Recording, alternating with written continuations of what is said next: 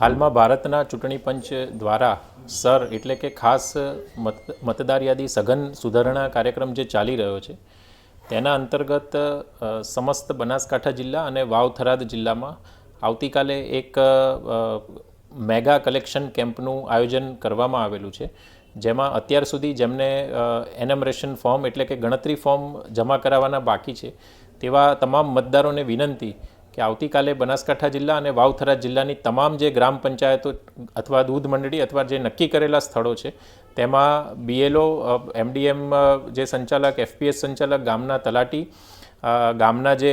અન્ય આગેવાનો છે તથા તમામ જે સરકારી તંત્ર છે એ હાજર રહેશે અને આપને ઈએફ ફોર્મ ભરાવવામાં અથવા જે કંઈ માહિતી જોતી હોય તે માહિતી આપને આપવામાં મદદ કરશે. તો સમસ્ત બનાસવાસીઓને વિનંતી કે આવતીકાલે સવારે 9થી 4 વાગ્યા સુધી ગ્રામ પંચાયત ખાતે જે ઈએફ ફોર્મ જમા કરાવવા માટેનો કેમ્પ રાખેલો છે તો એમાં આપના જો ફોર્મ જમા કરાવવાનું બાકી હોય તો સત્વરે જમા કરાવી દે. અને આ ઉપરાંત જે